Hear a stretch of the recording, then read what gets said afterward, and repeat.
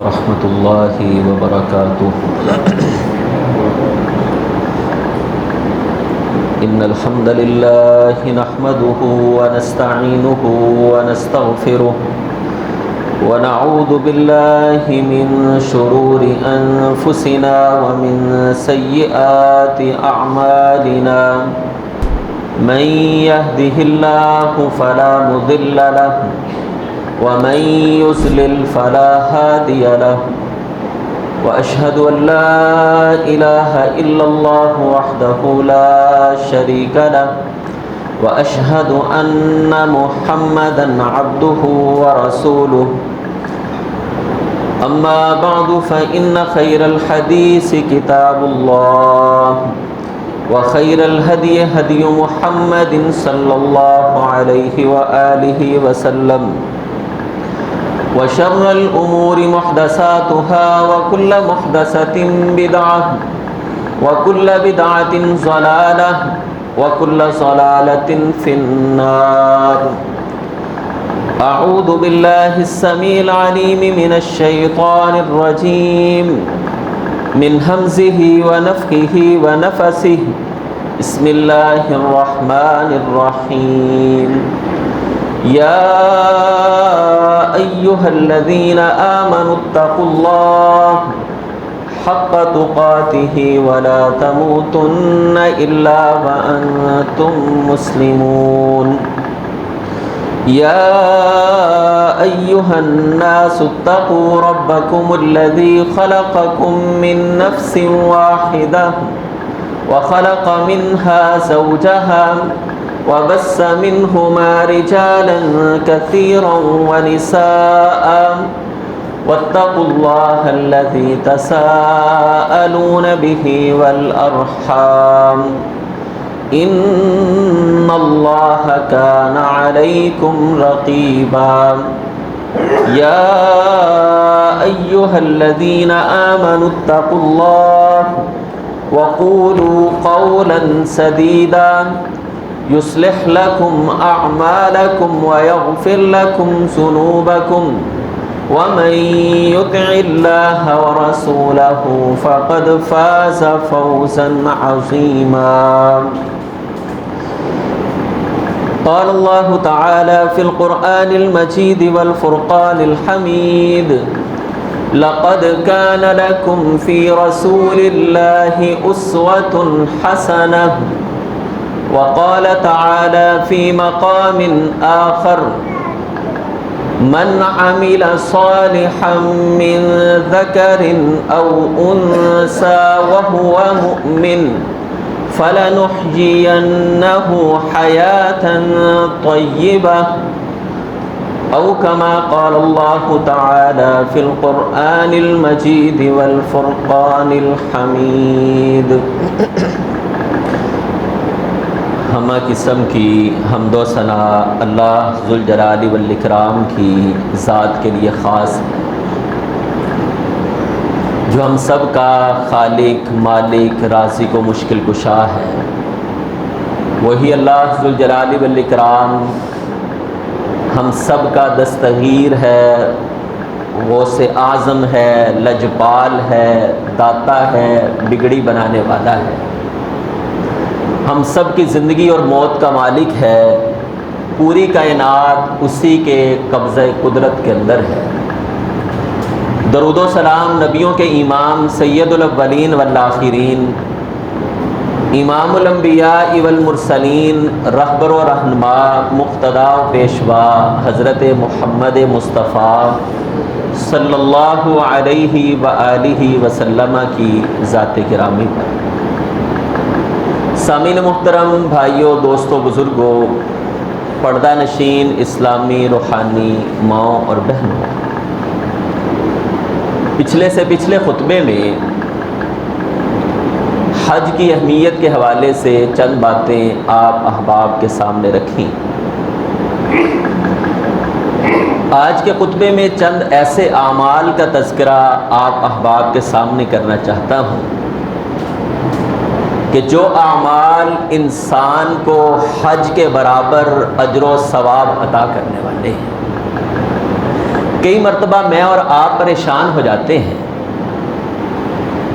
کہ اتنے پیسے موجود نہیں ہیں، خواہش موجود ہے کہ اللہ ذوالجلال والاکرام کا گھر دیکھوں، بیت اللہ کی رونق دیکھوں، مسجد نبوی کے اندر روضہ رسول کا دیدار کروں، ان مقامات کی سیر کروں جہاں کائنات کے امام محمد الرسول اللہ صلی اللہ علیہ وآلہ وسلم کے قدم مبارک لگے۔ لیکن پھر خواہش کے ساتھ ساتھ حالات آڑے آ جاتے ہیں، پیسہ اتنا نہیں ہے، حالات اتنے سازگار نہیں ہیں، بہترین نہیں ہیں کہ انسان حج کر سکے۔ اللہ ذوالجلال والاکرام اپنے بندوں کے ساتھ بہت زیادہ محبت کرنے والے ہیں۔ اگر ایسا ہوتا کہ مالدار لوگ حج کر کے اس سعادت کو حاصل کر لیتے کہ جیسے آج ہی انسان اس دنیا میں پیدا ہوا ہے، آج ہی انسان کا جنم ہوا ہے، تو غریب لوگ جنہیں اللہ ذوالجلال والاکرام نے مال و دولت میں کم رکھا ہے، وہ اس سعادت سے محروم ہو کر رب کے دربار میں یہ بات کہہ سکتے تھے کہ اللہ فلاں کو تو نے مال دیا، مجھے بھی عطا کرتا، میں بھی حج کرتا، میری بھی کیفیت اور حالت وہ ہوتی کہ آج ہی مجھے ماں نے جنم دیا ہے، میرا قصور نہیں ہے، تیری رضا پر میں راضی ہوں، تیری تقسیم پہ راضی ہوں کہ اللہ تو نے مجھے مال میں کم رکھا، میں اس وجہ سے حج نہیں کر سکا۔ حضرات گرامی، اللہ ذوالجلال والاکرام نے اپنے غریب بندوں کے لیے چند ایسے اعمال، ایسے کام، ایسی نیکیاں رکھ دی ہیں کہ انسان ان نیکیوں پر عمل کر کے پورے کے پورے حج کا اجر و ثواب حاصل کر لیتا ہے۔ اچھا، ایک بات ذہن میں رکھیے، بہت ساری احادیث کے اندر یہ بات آتی ہے کہ فلاں کام اگر کر لیا جائے تو فلاں چیز کے برابر اجر مل جاتا ہے۔ حضرات گرامی، مثال کے طور پر جہاد فی سبیل اللہ ایک بہت بڑا عمل ہے، ذروۃ الاسلام الجہاد فی سبیل اللہ۔ اللہ ذوالجلال والاکرام نے اسلام کی چوٹی جس عمل کو قرار دیا ہے وہ جہاد فی سبیل اللہ۔ اچھا، بہت سارے احادیث کے اندر، قرآن کی آیات کے اندر کچھ ایسے کام آ جایا کرتے ہیں کہ اگر فلاں کام کر لیا جائے تو جہاد کے برابر اجر مل جائے گا۔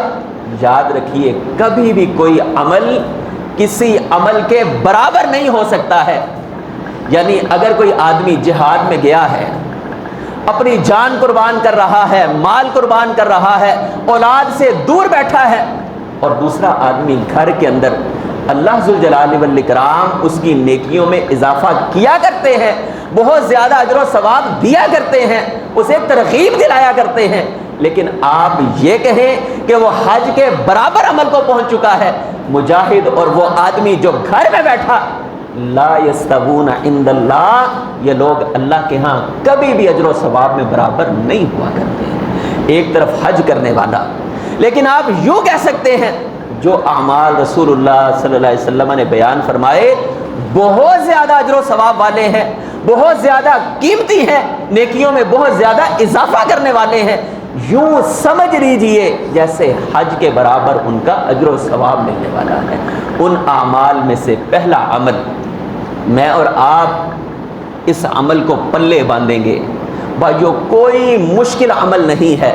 پہلا عمل جو آپ کے سامنے رکھنا چاہتا ہوں، جو حج کے برابر اجر و ثواب عطا کرنے والا ہے، وہ عمل کیا ہے؟ رسول اللہ صلی اللہ علیہ وآلہ وسلم نے فرمایا، جو آدمی فجر کی نماز جماعت کے ساتھ ادا کرتا ہے، فجر کی نماز مسجد میں ادا کی، مسجد میں نماز ادا کرنے کے بعد مسجد میں بیٹھا ہے، اچھا کوئی کسی کے ساتھ گپ شپ نہیں کر رہا ہے۔ ہمارے ہاں ہم مسجد میں بیٹھ جائیں، مسجد میں بیٹھ کر اللہ کی عبادت کم اور دنیا کے معاملات، اچھا ایک ہے یہ جملہ کہ دنیا کے معاملات مسجد میں ڈسکس نہ کیے جائیں۔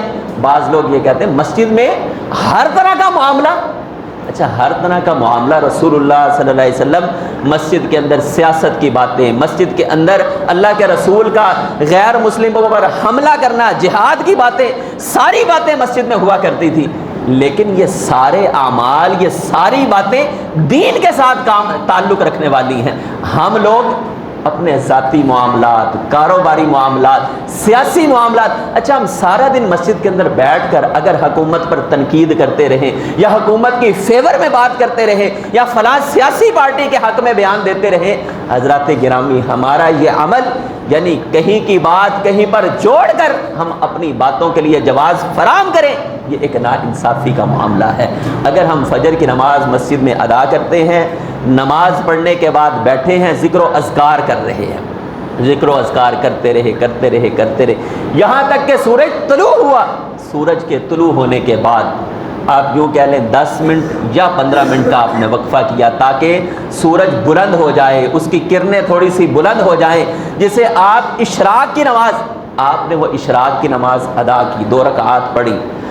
آپ علیہ الصلاۃ والسلام ارشاد فرماتے ہیں کانت لہو کاجر حجۃ و عمرۃ، اللہ ذوالجلال والاکرام اس عمل کے بدلے اس انسان کو ایک مکمل حج اور ایک عمرے کا اجر و ثواب عطا کر دیا کرتے ہیں۔ ایک چھوٹا سا عمل، فجر کی نماز پڑھنی ہے، فجر کی نماز کے بعد آپ یوں کہہ لیں 1 گھنٹہ مسجد میں بیٹھنا ہے، صرف 1 گھنٹہ مسجد میں بیٹھ کر ذکر و اذکار کریں، 2 رکعات نماز ادا کریں، اپنے گھر کو چلے جائیں۔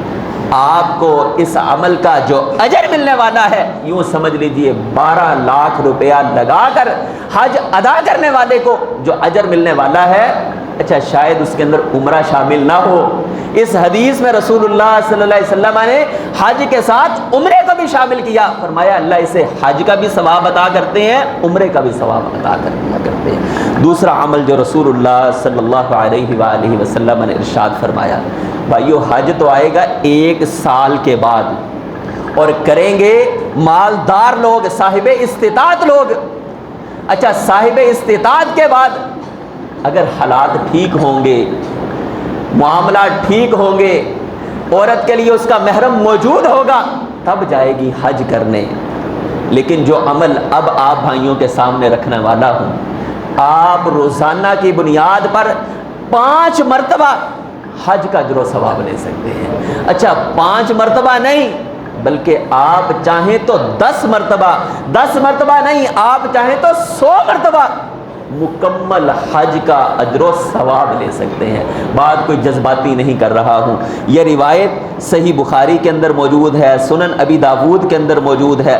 رسول اچھا عمل بھی بالکل چھوٹا، پہلا عمل جو آپ نے سنا کہ اشراق کی نماز پڑھنی ہے، شاید کوئی بھائی کہہ دے کہ یار فجر کے ٹائم اٹھنا بڑا مشقت کا کام ہے، پھر 1 گھنٹہ، یا فجر کے بعد نیند بڑی ستا رہی ہوتی ہے، سونا بھی ہے جا کر، اور پھر اس کے بعد بیٹھنا، اور پھر 2 رکعات، ایک لمبا ٹائم ہے، 2-2.5 گھنٹے مسجد کے اندر گزریں گے، مشقت والا کام۔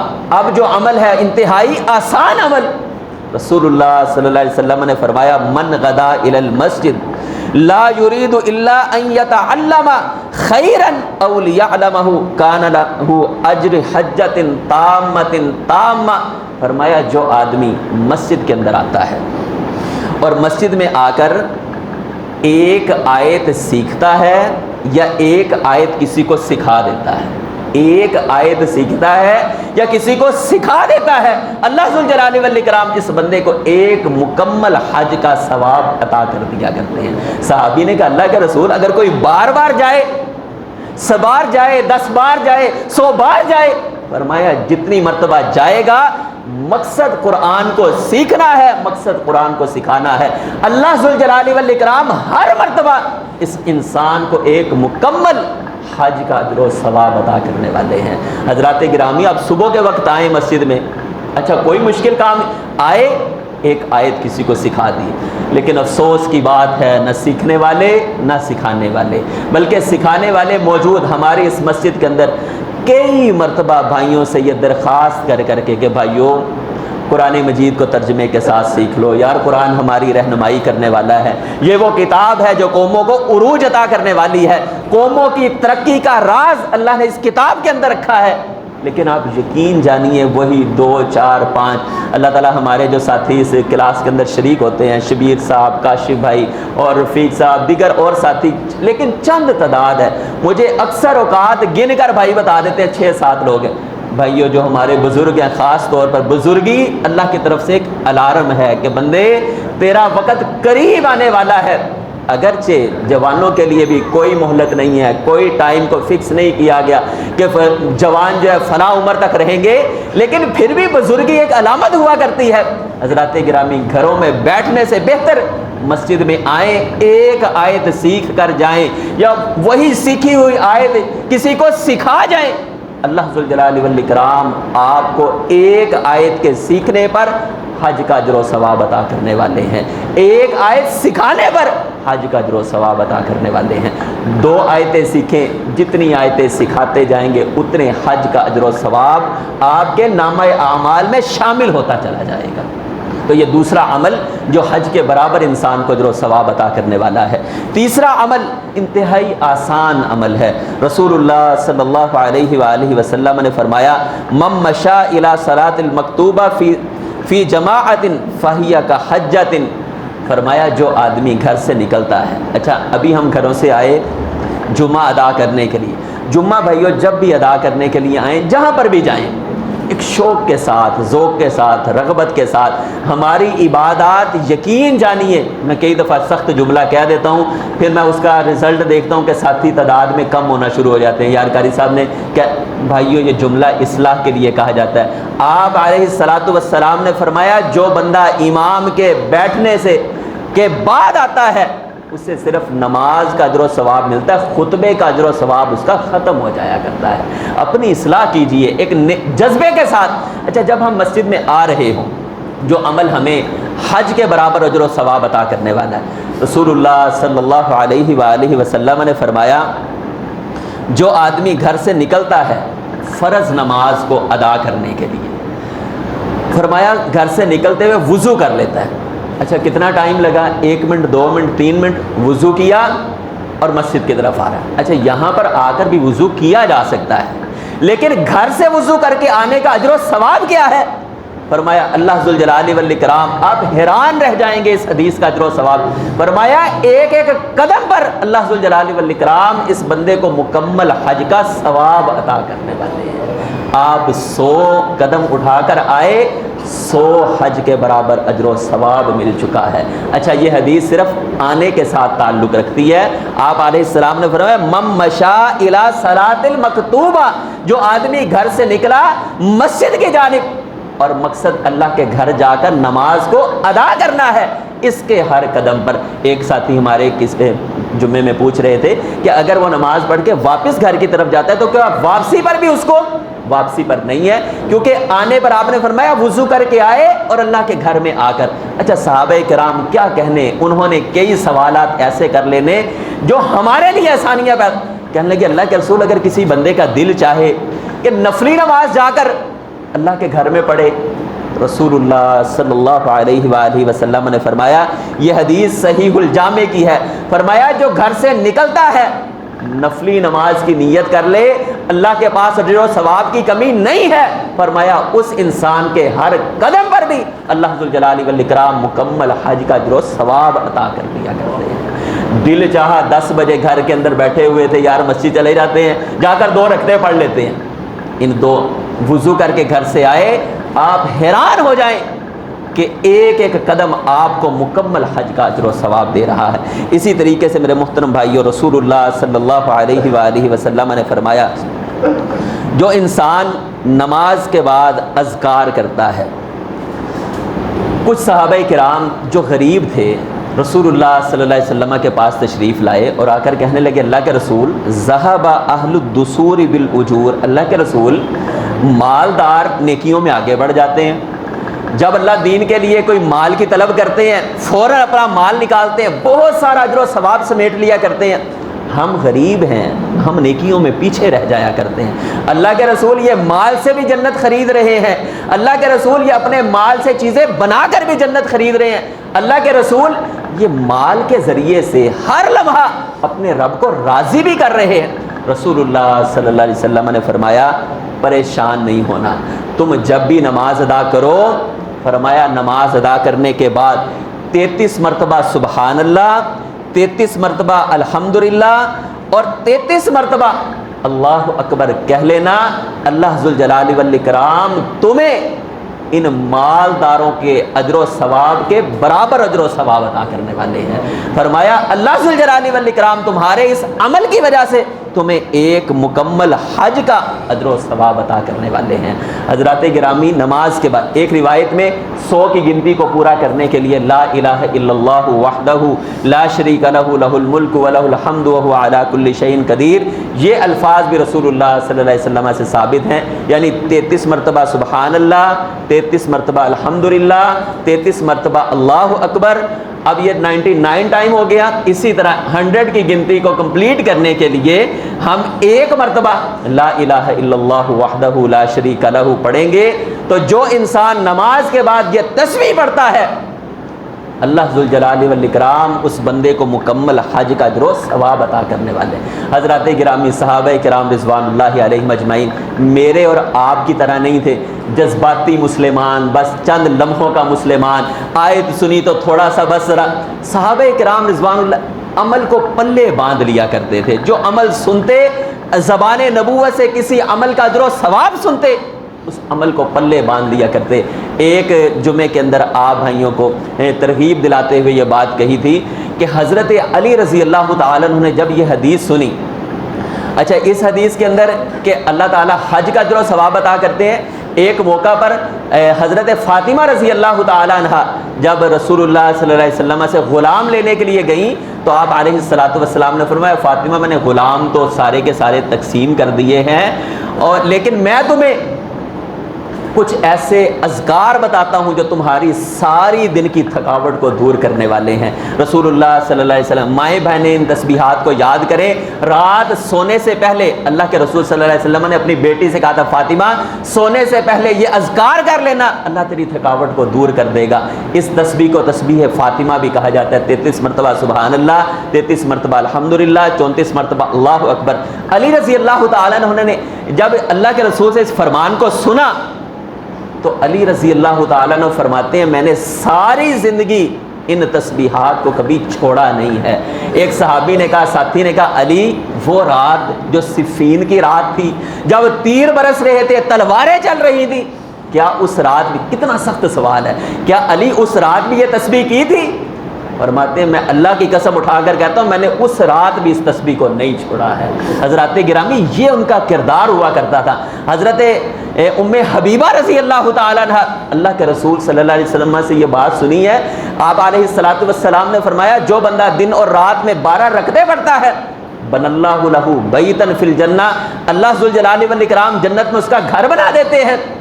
فرماتی ہیں حدیث کے الفاظ کیا ہیں، ما ترکتہن منذ سمعتہن من رسول اللہ صلی اللہ علیہ وسلم، جب سے میرے کانوں نے اللہ کے حبیب کا یہ فرمان سنا ہے میں نے زندگی بھر کبھی ان سنتوں کو ترک نہیں کیا ہے.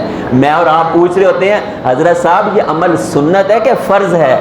داڑھی رکھنا سنت ہے کہ فرض ہے؟ یہ بھی سوال میرے بھائی کرتے ہیں. فلاں عمل سنت ہے کہ فرض؟ اچھا سنت ہے بھائی، اب کیا کریں؟ اب یہ کریں، اب تو خیر ہے نا، اسے چھوڑ دیا. اللہ جس چہرے، جو چہرہ اللہ کو پسند ہے، جس کا تذکرہ اللہ نے قرآن میں کیا، وہ چہرہ داڑھی والا چہرہ تھا، اور اللہ کو جو محبوب. اب آپ فرض کے اللہ کے حبیب علیہ الصلوۃ والسلام اپنے چہرے پر داڑھی سجانے والے، سنت ہے یا فرض ہے یہ ہم نہیں جانتے ہیں. جس نبی کا ہم نے کلمہ پڑھا ہے اس کے چہرے پر داڑھی سجی ہوئی تھی. حضرات گرامی، صحابہ کرام یہ پوچھ کر عمل نہیں کیا کرتے تھے اللہ کے حبیب یہ فرض ہے کہ سنت ہے؟ زبان مصطفیٰ سے بات نکلی ہے، صحابہ نے ساری زندگی اسے اپنے پلے باندھ لیا ہے. امام بخاری رحمۃ اللہ علیہ کا واقعہ میں نے آپ کو سنایا. امام بخاری کہا کرتے تھے کل قیامت کا دن ہوگا. حضرات گرامی، کیسے عظیم لوگ اس دنیا کے اندر آئے. آج میں اور آپ سن کر بلکہ ہیلے بہانے، جواز اور بچنے کی باتیں. حضرت صاحب اس کا کوئی ایسا طریقہ بتائیں بس جان چھٹ جائے، رب سے بھی کوئی تعلق بنا رہے. حضرات گرامی اپنے آپ کو بہتر کی. امام بخاری رحمۃ اللہ علیہ فرماتے ہیں جب سے میں نے اللہ کے حبیب علیہ السلام کا یہ فرمان سنا ہے کہ غیبت کرنا حرام ہے. ما غیبت مذ ان الغیبت حرام. وہ دن جائے، اللہ کے حبیب کا یہ فرمان سنا کہ غیبت کرنا حرام ہے، مردہ بھائی کا گوشت کھانا ہے. کہتے ہیں وہ دن گیا، پھر مرنے کے دن تک میں اللہ کی قسم اٹھا کر کہہ سکتا ہوں بخاری نے کسی بھی مسلمان کی غیبت نہیں کی ہے، کسی بھی انسان کی غیبت نہیں کی ہے. حضرات گرامی، اتنی بڑی بات اللہ ذوالجلال والاکرام مجھے اعمال کے ساتھ ساتھ ان اعمال پر ہمیشگی کرنے کی توفیق عطا فرمائے. اللہ ذوالجلال والاکرام یہ 4 اعمال جو آپ کے سامنے رکھے ہیں، مسجد کے اندر اشراق کی نماز، فجر کی نماز پڑھ کے بیٹھے رہیں اور پھر اس کے بعد اشراق کی نماز پڑھ کے گھر جائیں، حج کا ثواب. آپ وضو کر کے مسجد کی طرف آتے ہیں تو ایک ایک قدم پر حج کا ثواب. آپ نفلی نماز کے لیے بھی آ جائیں تو آپ کو حج کا مکمل ثواب ملنے والا ہے. اسی طریقے سے اگر آپ مسجد کے اندر آ کر ایک آیت سیکھ لیتے ہیں یا سکھا دیتے ہیں، آپ علیہ الصلاۃ والسلام نے فرمایا کہ اس انسان کو بھی مکمل ایک آیت کے بدلے حج کا ثواب ملنے والا ہے. اسی طریقے سے رسول اللہ صلی اللہ علیہ وسلم نے فرمایا جو آدمی نماز کے بعد ذکر و اذکار کرتا ہے اور ذکر و اذکار میں سبحان اللہ، الحمدللہ اور اللہ اکبر 33 مرتبہ پڑھتا ہے، اللہ تعالیٰ اس بندے کو بھی مکمل حج کا ثواب عطا کیا کرتے ہیں. اللہ تعالیٰ مجھے بھی ان باتوں پر عمل کی توفیق عطا فرمائے، آپ بھائیوں کو بھی عمل کی توفیق عطا فرمائے. وآخر دعوانا ان الحمدللہ رب العالمین.